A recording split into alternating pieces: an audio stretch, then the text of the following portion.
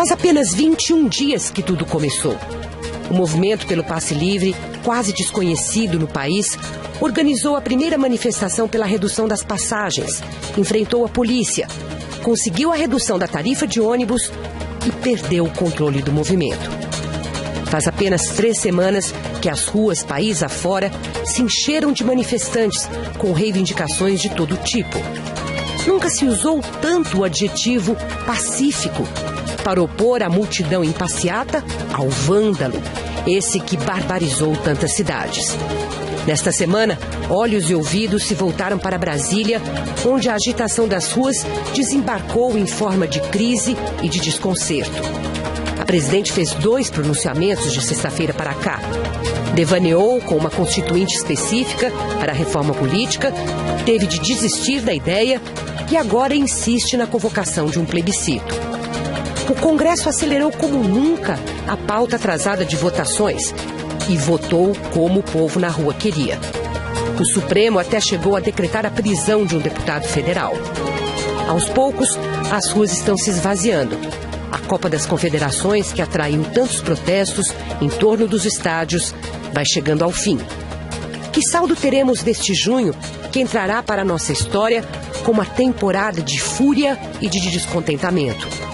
Para o presidente, para o Partido dos Trabalhadores, para as oposições, para os movimentos sociais, qual será o impacto de tanta novidade vinda das ruas e das redes?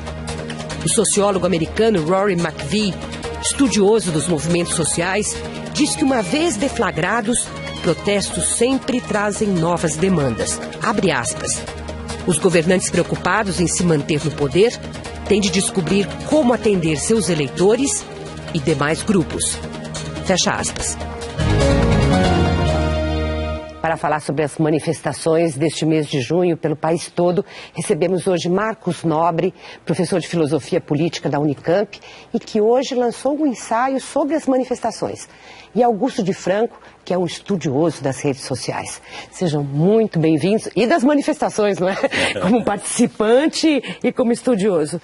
Eu queria começar te perguntando, Marcos, você acaba de lançar esse ensaio, você foi às ruas, você viu o movimento, e eu queria te perguntar o que foi que você viu lá que o jornalismo não enxergou. O que eu vi lá foi ondas dentro de uma mesma passeata. Então, dependendo de onde a pessoa estivesse na passeata, ela vivia uma passeata diferente. Então, por isso foi a minha preocupação de um pouco até, às vezes, correr para conseguir pegar várias ondas e ver coisas diferentes. Você foi em quantas? 4. Aqui em São Paulo? E elas, enfim, com uma marca registrada do que te chamou a atenção? Ou marcas, né? Quantas... Não, a diversidade das reivindicações, a diversidade das insatisfações e a diversidade das aspirações. Era muito marcante isso, era muito marcante o lado da performance, né? Que cada um tinha que fazer a sua manifestação. Tinha uma maneira de você se apropriar da manifestação. Não era na ideia de que você vai colocar num líder, numa liderança, que ele te representa, como se você se sentisse representado por ele, mas você era uma manifestação, você sozinho, né? E isso me marcou muito nessas manifestações. Assim. A ideia de que você sozinho é uma manifestação. Né? Só que você tem que estar com os outros para ela poder ser uma manifestação coletiva. Por isso que todo mundo diz que a rua espelhou as redes sociais, onde cada da pessoa também é uma manifestação de si. Mas antes que as coisas fossem para a rua, que as manifestações ganhassem a rua, dava para sentir, monitorando as redes sociais, que havia uma insatisfação ao ponto de se transformar num protesto tão massivo como foi isso no Brasil? Para falar a verdade, não. Não? Não. Quer dizer, dava para sentir que havia uma interatividade crescente nas mídias sociais. Né? Mas a gente não conseguia ver o que estava acontecendo nas redes sociais, que tem uma diferença, né? O Facebook, o Twitter são mídias sociais, são ferramentas. E as redes são as pessoas interagindo que estão usando essas ferramentas.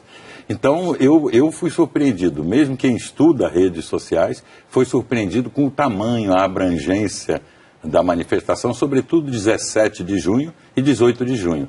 Foi uma coisa absolutamente surpreendente. Agora, do ponto de vista do governo que tomou iniciativas essa semana, como ele pode atender, a não ser com, digamos, outras propostas difusas, essas difusas expectativas do público? Você acha que vocês, com o que foi dito essa semana, é possível catalisar algum sentimento de segurança ou confiança na população?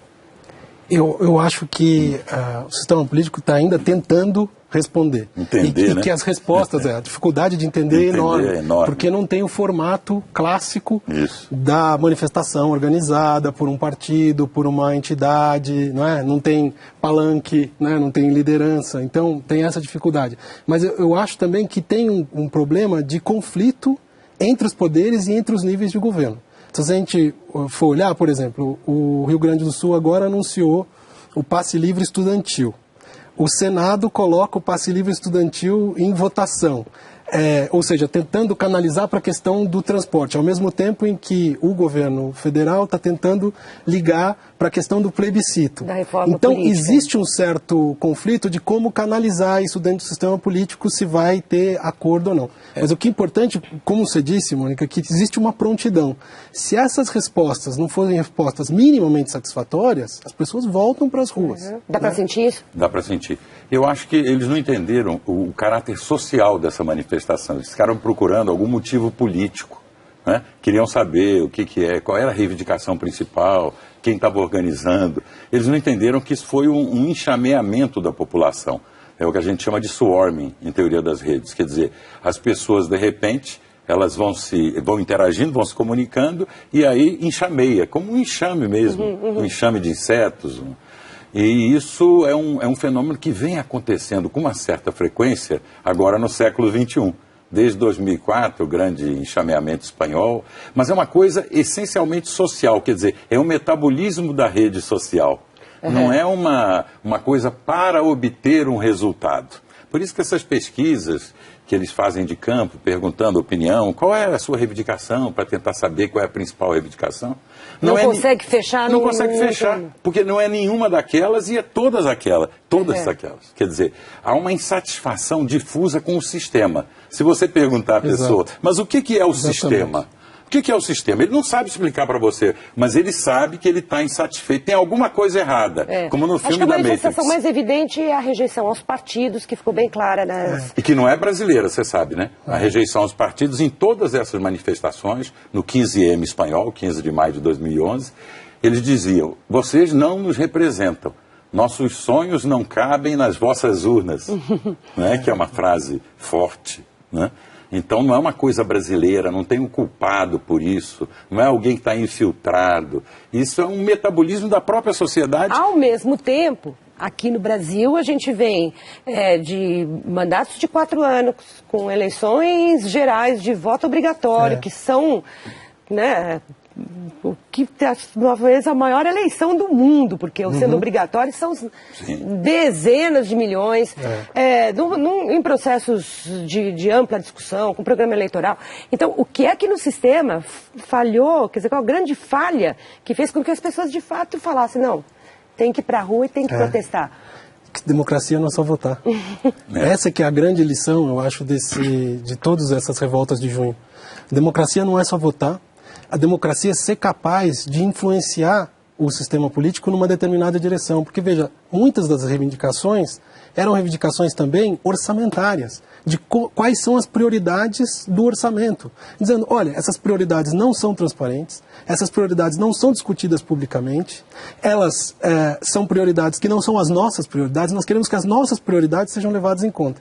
Então, quando Augusto está dizendo, olha, é contra o sistema mesmo, porque é um sistema político que se blindou contra a sociedade. Mas é que tem alguma coisa no jeito, no estilo, digamos, petista, de exercer o poder e de fazer suas articulações, que tem afetado, de alguma maneira particular, esse sentimento do povo, que afinal de contas foi que votou também, sequencialmente, em 3 governos do PT. Tem algo no estilo desse governo que pode, ou no estilo de fazer política, de fazer propaganda, que pode ter incomodado mais ou menos...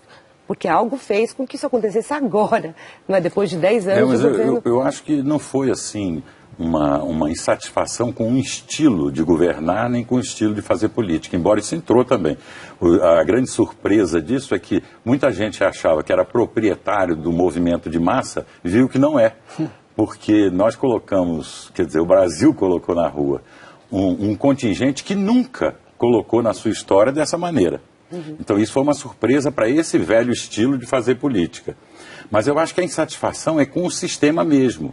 Não é contra a democracia, mas a forma como a democracia representativa se organizou, ela está revelando alguns limites. Quer dizer, as pessoas hoje, elas podem se estruturar, elas podem interagir de uma maneira que elas não podiam quando esse tipo de democracia foi pensada. Então ficou uma certa defasagem entre a possibilidade do cidadão de interagir, de propor, de saber o que está acontecendo e os canais de expressão dessa vontade política coletiva. Tem um descompasso claro entre a cultura política democrática da sociedade brasileira e o sistema político. Né? E quando a gente vai olhar, alguém que nasceu na década de 90, por exemplo, não sabe o que é inflação alta, não sabe o que é um sistema político polarizado entre situação e oposição. A única coisa que viu na vida foram acordões de cúpula. Então, que formação tem essa pessoa? Tem a formação nas redes. Essa é a formação que teve. E essa formação foi se mostrando muito frutífera.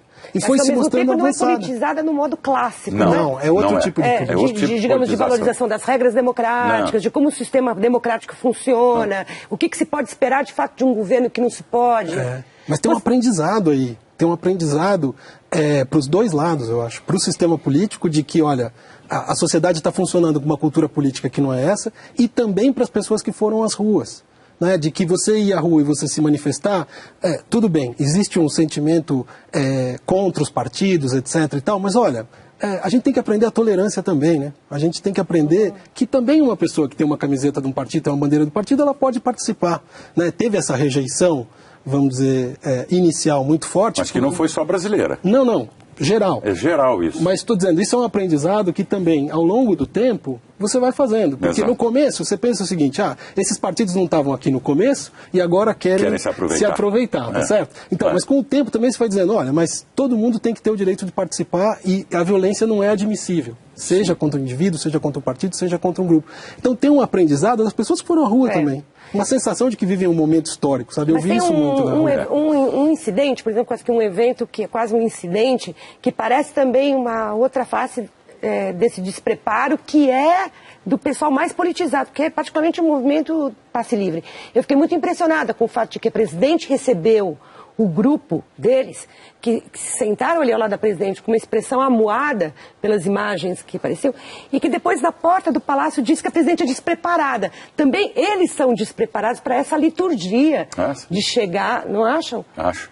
Eu acho que o movimento Passe Livre, ele não foi o convocador da reunião, da manifestação. Ele foi um fator desencadeador. Foi uma coincidência, assim como lá em Istambul, foram 60 ambientalistas que não queriam que as árvores fossem derrubadas lá num parque para fazer um shopping. Todos esses swarmings, todos esses enxameamentos, eles sempre têm um fator desencadeador que não corresponde ao conteúdo geral que as multidões acabam imprimindo quando elas começam a se mexer.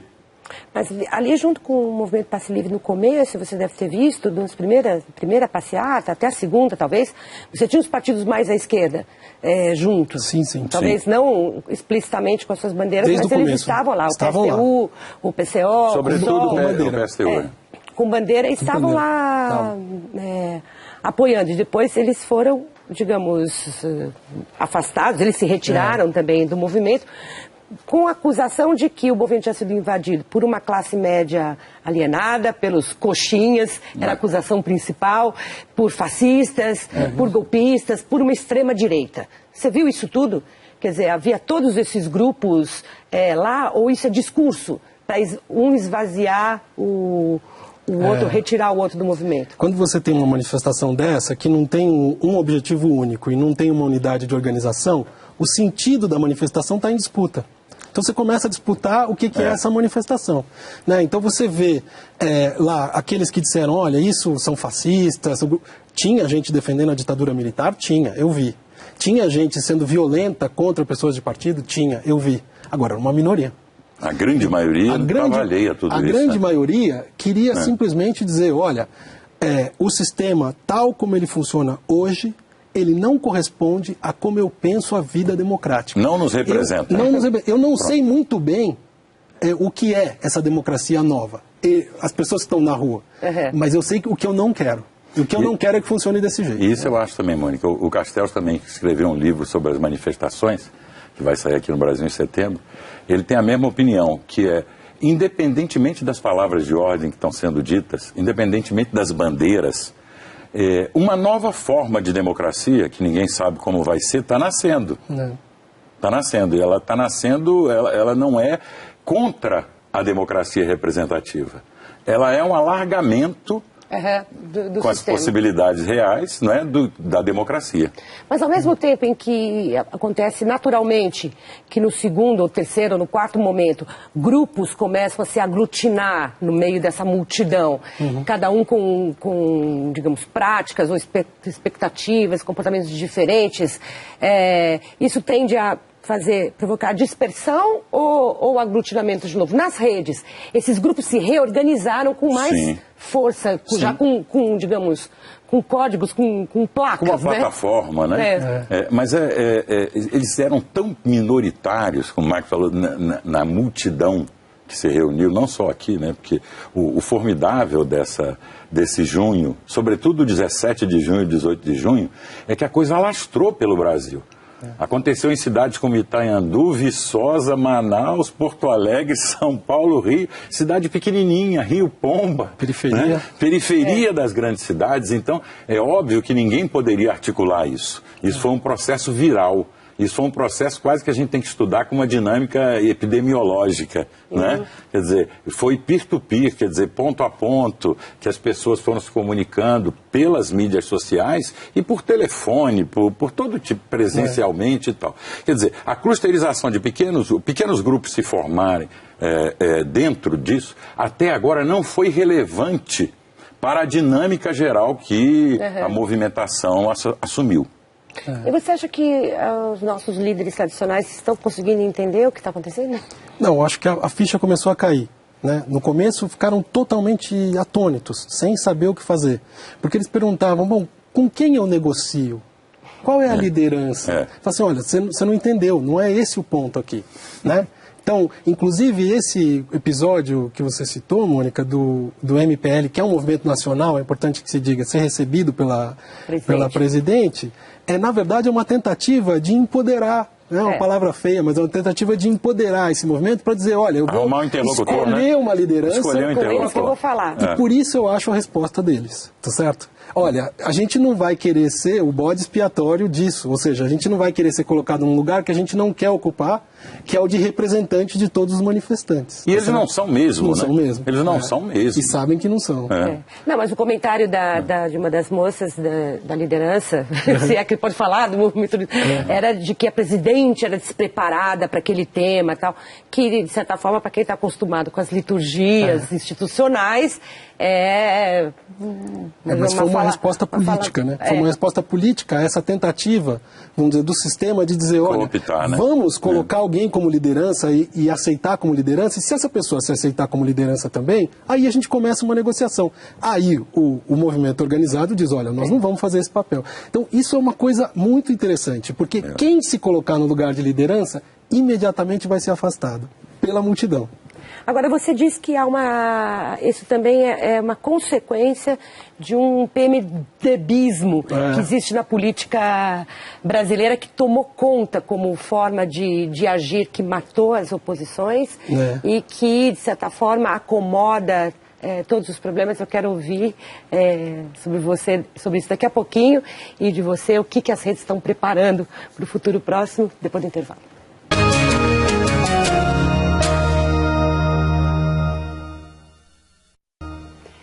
Essas manifestações, esse protesto na rua pode ser também uma consequência do que você chama de PMDBismo da política brasileira. O que você quer dizer com isso?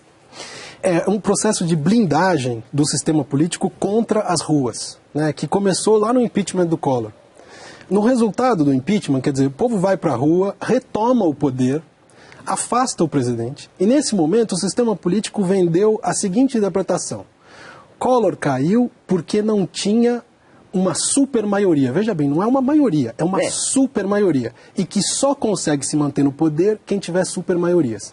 E com isso, você cria um sistema em que todo mundo está no poder, praticamente, em que é uma geleia geral dos partidos. Os partidos vão engolindo outros.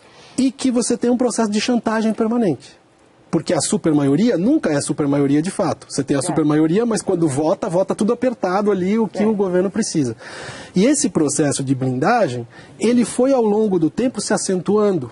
Quer dizer, enquanto tinha ainda o governo Fernando Henrique, que tinha uma polarização de fato, em que o PT liderava, fazia oposição, você ainda tinha um sistema polarizado, você ainda conseguia dizer, bom, tem um PMDBismo generalizado, mas você tem um sistema polarizado. Quando chega no governo Lula, quando ele faz o pacto com o PMDBismo, em nome dos avanços sociais, né, vira para os movimentos sociais e diz, olha, eu vou fazer um pacto com esse sistema, que é o que eu não devia fazer, mas ao mesmo tempo vai ter avanços sociais, etc. Nesse momento a oposição desapareceu. E aí, não tinha mais canal para a sociedade ficou bloqueada em todos os níveis, até para o mínimo. E ela desapareceu também por uma certa, digamos, covardia, assim, né, induzida pelo marketing político, que dizia não ataque o Partido dos Trabalhadores, muito menos a figura do presidente Lula, que é querida e amada pelo país inteiro, quer dizer, você vai ser suicida. Morrerá quem desafiar, né? Esse é o PMDBismo.